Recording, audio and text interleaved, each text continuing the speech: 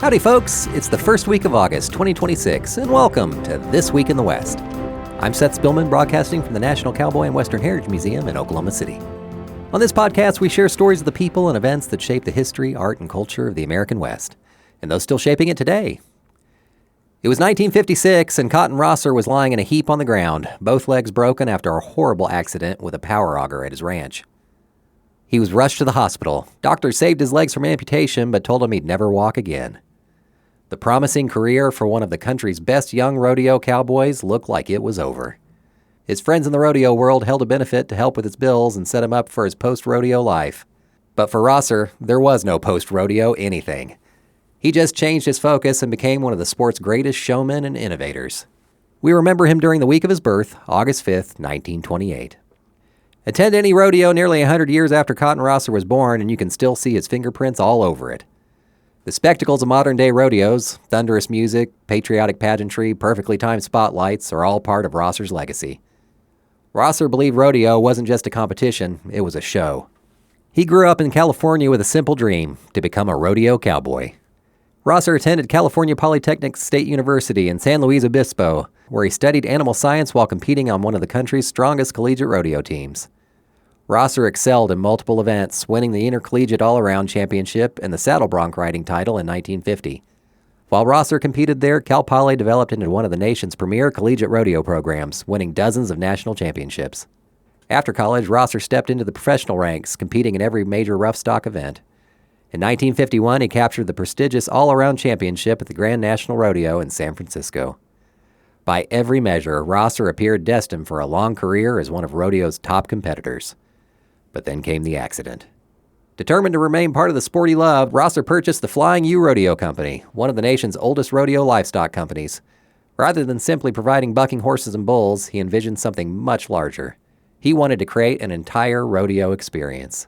Flying U became one of the first stock contracting companies to offer a complete package: championship livestock, specialty acts, promotional expertise, and professionally produced entertainment. Rosser often said, "You have to run the show. You can't let the show run you. If you don't keep the audience entertained, they'll go somewhere else."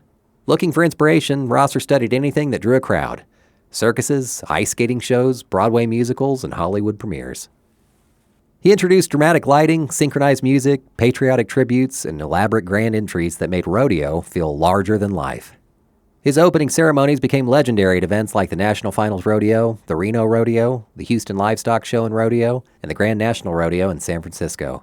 Some called him the P.T. Barnum of rodeo, but Rosser's innovations didn't stop there. He also transformed the business of raising rodeo livestock. He developed Flying U's famous Born to Buck breeding program, carefully selecting bloodlines that produced generations of championship bucking horses and bulls. Year after year, Flying U livestock appeared in the chutes at the National Finals Rodeo, becoming favorites among both contestants and fans.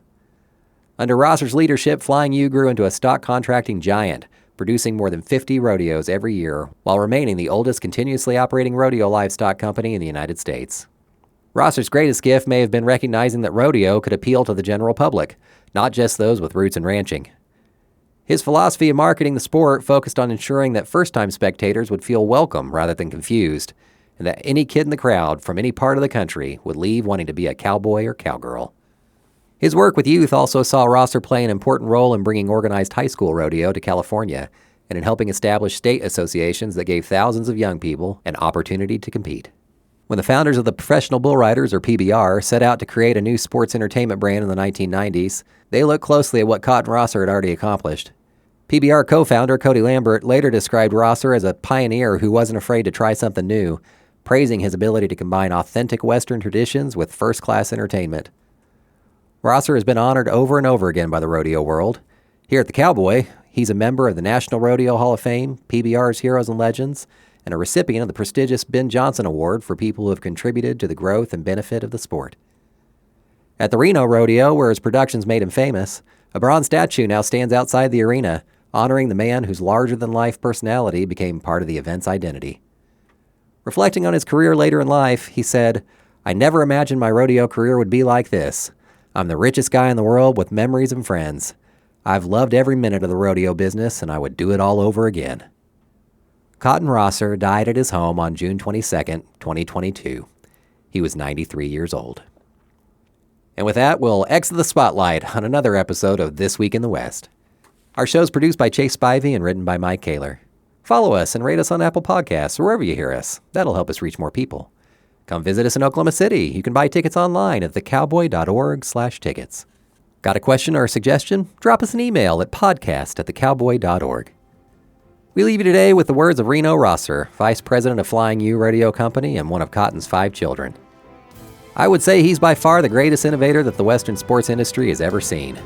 When you come to our rodeos, you're going to watch guys do backflips on motorcycles and kids on sheep. Much obliged for listening, and remember, come find your West at the National Cowboy and Western Heritage Museum.